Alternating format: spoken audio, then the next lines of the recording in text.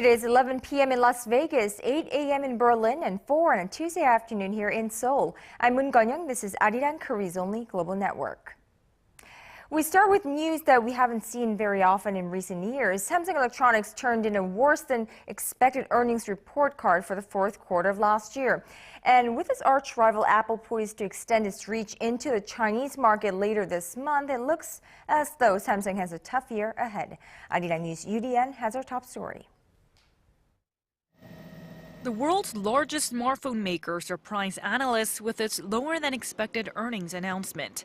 Samsung Electronics said Tuesday that its operating profits reached 8.3 trillion won, or roughly $7.8 billion in the October to December period.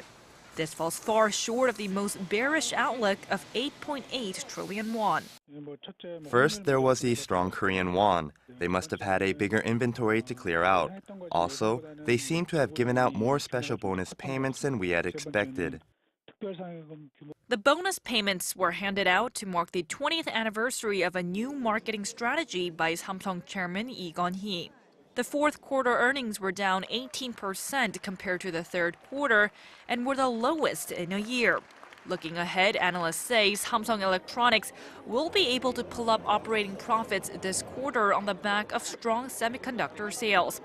But it seems the era of explosive growth fueled by the tech giant's cutting-edge smartphones is over.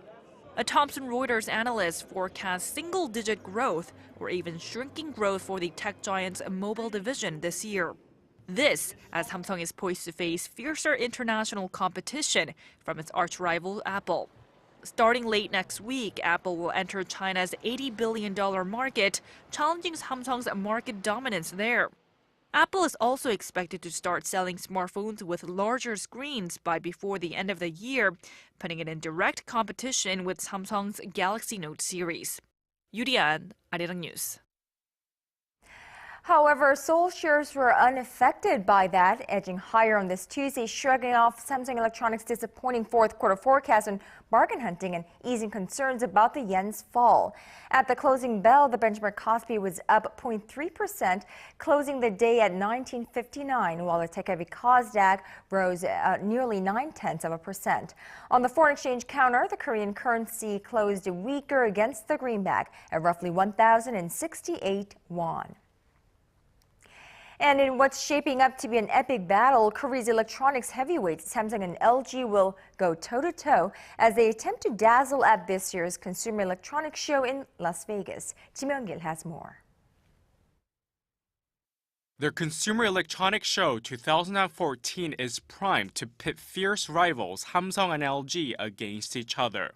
Both Korean tech giants are in Las Vegas with hundreds of other firms to unveil their TVs, smartphones, wearable devices, and pretty much anything else a consumer might want to buy.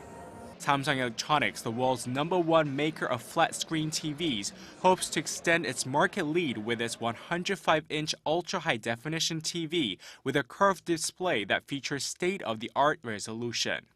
The UHD TV lineups feature so-called finger gesture functions, which allow users to activate the device by moving their hands over the device. LG Electronics will unveil the world's largest 77-inch curved organic light emitting diode, or OLED TV.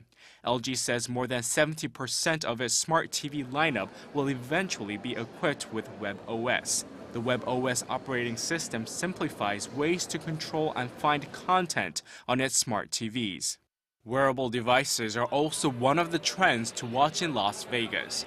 Samsung is showing off its latest Galaxy Gear smartwatches, which can be linked to home appliances, allowing users to remotely control their TVs or lights with their smartwatches. LG is also pushing its wearable device, the LifeBand Touch, which offers fitness data to users as well as alerting users to phone calls and texts.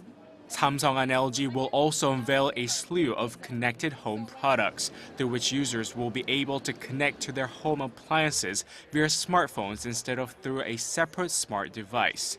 The Consumer Electronics Show 2014 runs through January 10th. Kim Yongjoo, Arirang News. President Park Geun-hye has called on state-owned institutions to actively participate in the government's push to change and reform the public sector. Speaking at this year's first cabinet meeting Tuesday, President Park said it's time for public institutions that have greatly contributed to the growth of the nation to win back faith from the people.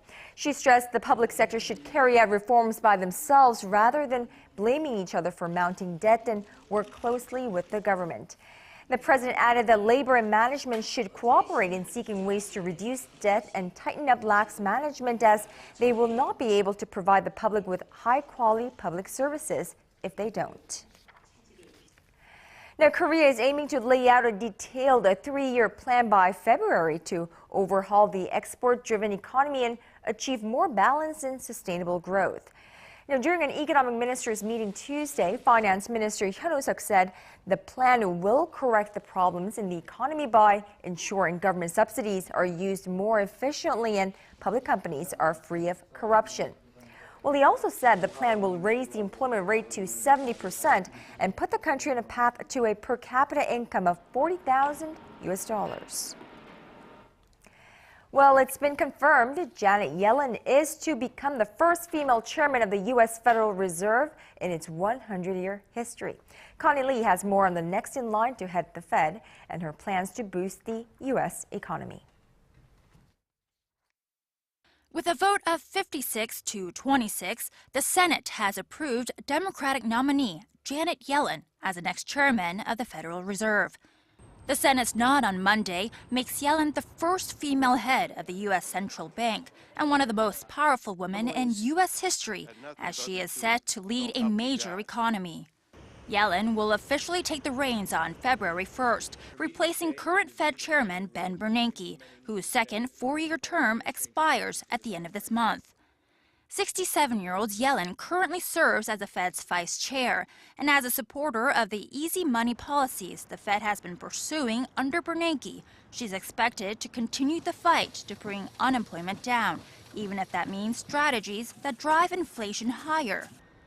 When voting time came, the Republicans who voted against her were those against the Fed's aggressive $85 billion a month bond buying program, even though the Fed decided to taper the monthly purchases down to $75 billion starting January. At her first public appearance as nominee to succeed Bernanke last November, Yellen said she would follow in her predecessor's footsteps on quantitative easing. Previously, Yellen served as president of the San Francisco Federal Reserve Bank and also governor of the Fed board and chair of President Bill Clinton's Council of Economic Advisors. Connie Lee, Arirang News.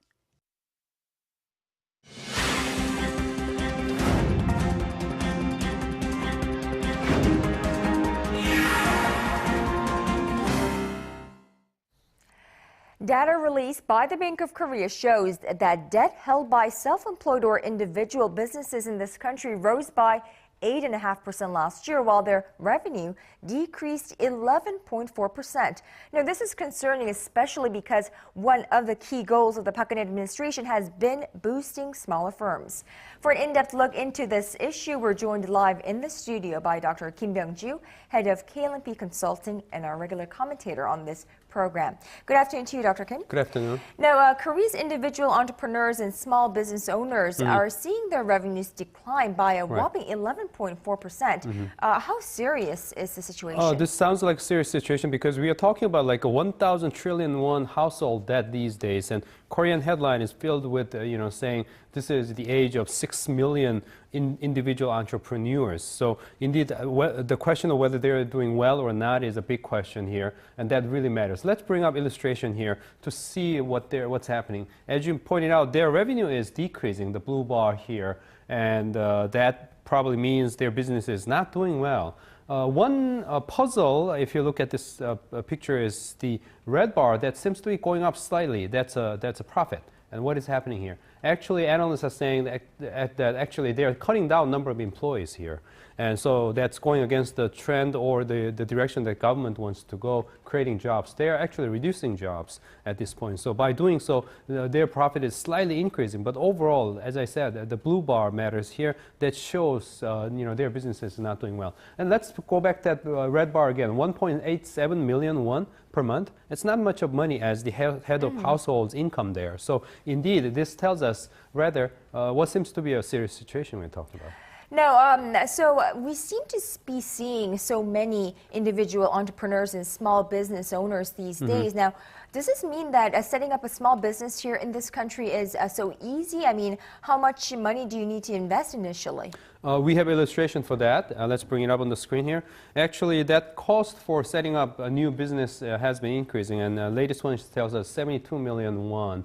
So that's not a small amount of money, but then again, it tells us that overall these individual entrepreneurs, as media would like to call 6 million of them, they're mostly very small businesses though. 72 million won, if you can set up a business with that money, that actually means a small business. And as I said, with fewer jobs, so that's why it's concerning. And still they're borrowing. As you mentioned, the overall per person debt for these individual entrepreneurs now is reaching up to 120 million won. So after setting up this business itself, they seem to be borrowing further in order to finance their operation, indicating once again their business is not doing well.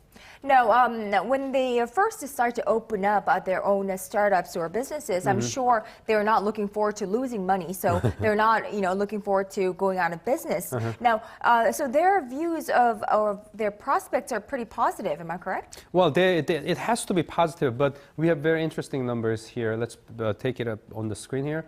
That actually, see, the red portion of that pie chart should be what everyone seems to be thinking when they open a business, but it only accounts for about slightly over 14%. And what does this gray area means? It could possibly indicate people just open their business because they don't have any other choice. These are the people who are driven out of their company positions, whatever, with a small amount of retired money, and then they borrow some money and then set up the businesses that I've been talking about so far. And 84%, they don't seem to have this kind of bright excitement about their business and don't seem to have much choice. And they're just opening their business, to just maintain their livelihood. And the question of whether their business can do well or not, of course, may not be as bright, the answer to that.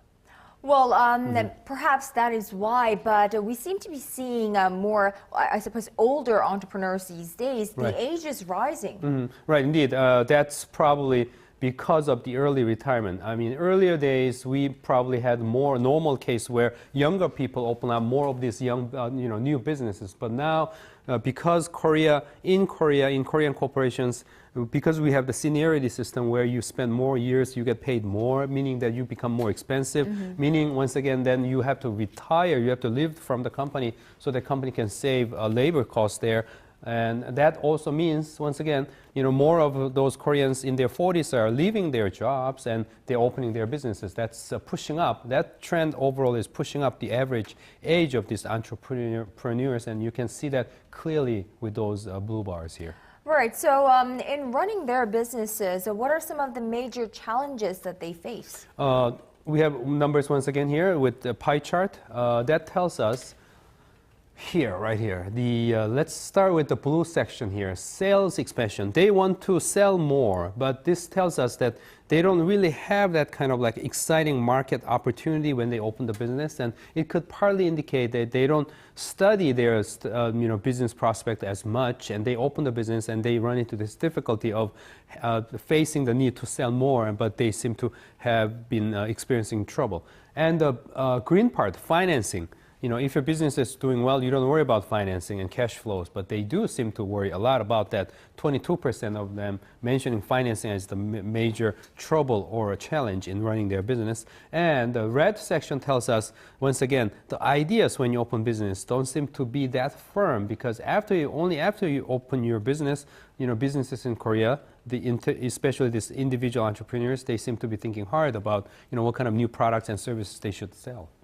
Well, it seems to me that a lot of these old age entrepreneurs who just got laid off from work, had to leave work, and now opening up, they lack the creativity or the innovation that younger generation could think of. Right. Well, so what is the major competition they face? I mean, is it big companies or what? We talk a lot about big companies becoming a major obstacle for small companies, but numbers don't seem to tell us that story here.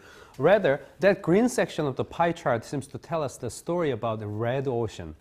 red ocean, meaning that other kinds of individual entrepreneurs, i.e., I say right there, seem to be a real problem in terms of their competition. So they just compete against one another, and that seems to be the main thing. And rather, the large businesses being their main competitors, only 19%, which means many of these individual entrepreneurs seem to be opening their businesses in the areas where they don't really compete head-on against the big businesses. So very interesting story right there. So basically, they're jumping into a saturated market, which is which they have no really. I suppose, upper hand in. Right. It's a sad story. It is, it is. I mean, and the story goes on, and even when they need to close the business, there are challenges that they face. Right. They have several challenges, and then we have breakdown on the screen right here coming up. This is very Korean phenomena, the right money, or I don't know how to exactly call it, the premium. This is the money that you pay to the previous owner of business at that location you're opening your business. So this is not even included in a regular contract with your landowner, and this is called in Korean 권리금. And that always recovering that 권리금, the premium itself, is the biggest fight in closing down your business, because often the case you open your own business with big amount of money for that name, and then by the time you close your business, you can't really recover all that much of money. Partly because you're closing down business because your business is not doing well. So you can't expect them, exact same amount of money there. So that's a real big trouble. And other things, selling business, of course, when your business is not doing well, that's always a trouble. And sometimes equipment selling, cleaning up your business itself can be a big challenge. Right, and definitely a very social problem that we're facing here in Korea, and definitely one that needs more, I suppose, attention, government attention and whatnot, so that they could be better prepared if they were to start their own companies. Yep. All right, Dr. Kim Yongjoo, thank you so much for today. We'll talk to you tomorrow. Okay. With rapid changes in the global economy, up-to-date business and financial news has never been more essential. See what's making markets tick around the globe. We speak to the experts and cover the biggest financial stories. North Korea provocation. Quite good. We received a lot of positive feedback, especially from local. Now, shifting our focus to South Korea's proposal for talks with North Korea and resuming reunions for families separated since the Korean War. As Seoul awaits a response to its offer, experts say the will of the two Koreas to set up the humanitarian event will determine the direction of inter-Korean relations this year. Our Hwang Sung-hee has the details.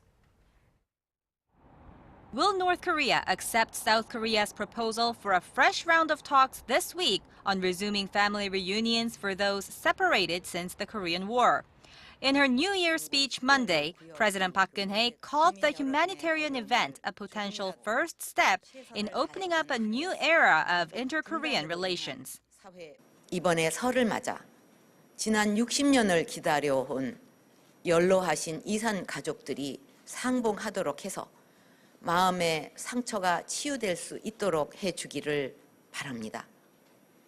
북한이 이산 가족 상봉으로 첫 단추를 잘 풀어서 남북 관계에 새로운 계기를 만들었으면 합니다.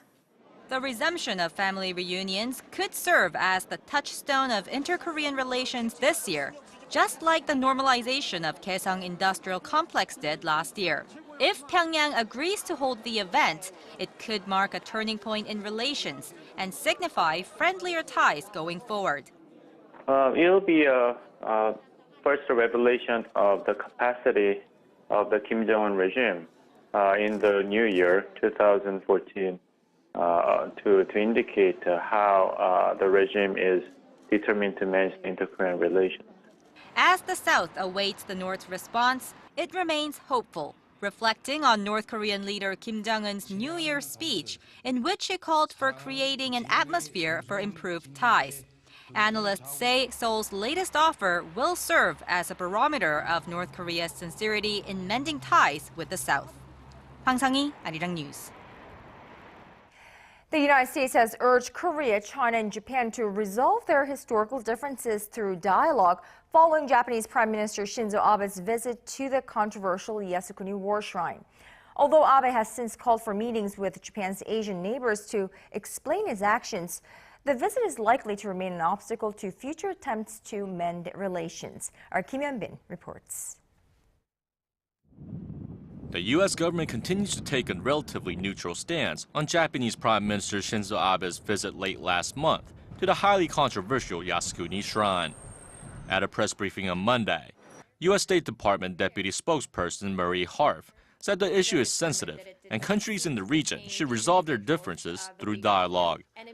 The U.S. official did not mention whether the Yasukuni issue will come up in talks Tuesday between Secretary of State John Kerry and South Korean Foreign Minister Yoon Byung-se in Washington.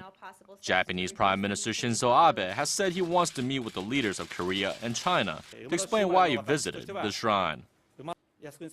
As far as my visit to Yasukuni is considered, I would like to explain my true intentions directly and honestly. Abe said Monday that dialogue is a key factor to resolve tensions with the three Northeast Asian neighbors and to maintain peace and security in the region. Abe added that he also wanted to explain his reasons for trying to amend Japan's pacifist constitution, which was imposed on Japan after the Second World War. China said Abe's repeated calls for better ties with China were deceiving. And by visiting the Yasukuni Shrine, Abe had closed the door on dialogue with Beijing. Seoul is yet to respond to Abe's latest remarks, but President Park, during a New Year's press conference Monday, said any meeting between the leaders of Korea and Japan should bring about results that help the development of bilateral relations. The Yasukuni Shrine honors Japan's 2.5 million war dead, including 14 Class A war criminals, and hundreds more convicted of lesser crimes. Kim Yongjoo, Arirang News. Now, Virginia state legislators will begin discussing bills this week on how the waters between Korea and Japan will be named in school textbooks. Son Jung-in has more. Efforts to promote the name East Sea for the body of water between Korea and Japan are gathering steam in the U.S. after a long campaign by a group of local residents. Virginia state legislators on Wednesday will start debating 3 bills that require all future public school textbooks used in the state to identify the body of water as both the East Sea and the Sea of Japan, which is the name currently in use. The bills were sponsored by Dave Marsden, a Democratic state senator, Tim Hugo, a Republican member of the Virginia House, and Richard Black, a Republican state senator. The 3 held a press conference prior to the legislative session to express their support for the bills. Is say that if we're going to teach something to our young people, that we will reflect that teaching in our textbooks and on our maps. It's really quite that simple. And here's what, Democrat, Republican, this is not a Democratic bill, this is not a Republican bill, this is a proper bill, this is the right thing to do. And that's why we're going to do this bill. None of us has any interest in exacerbating any tensions or frictions between South Korea and Japan. Both nations are important allies of the United States. A similar bill was voted down last year by the Education Committee of the Virginia Senate, but experts say the chances are high that the bills with bipartisan support will be approved this time. The state of Virginia has more than 150,000 Korean and Korean American residents. Koreans have strongly contended that the name Sea of Japan is a legacy of Japan's imperialistic past. The bills, if approved, would take effect starting on July 1st of this year. Son Jung-in, Arirang News. On another note, could Pope Francis visit South Korea in the new year? Well, the Korean Catholic Church says it's a definite possibility. A spokesperson said Tuesday that they've been receiving positive feedback from the Vatican over their request and that if Pope Francis decides to come, it would be sometime in August or October. Now, the last pope to visit Korea was Pope John Paul II back in 1989. Meanwhile, there's also speculation that a Korean archbishop may be created a cardinal at an appointment ceremony at the Vatican next month.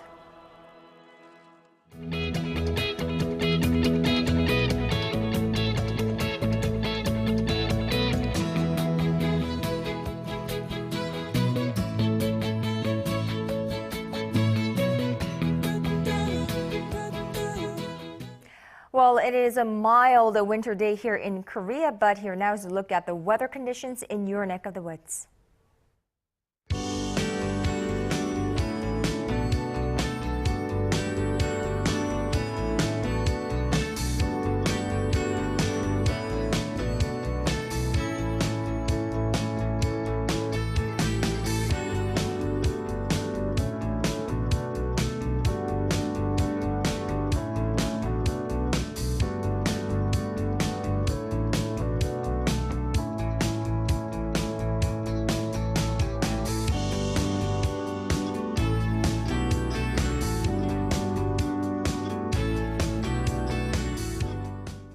And that brings us to the end of this newscast, but stay tuned to Arirang. We have a lot more coming your way on Early Edition at 6.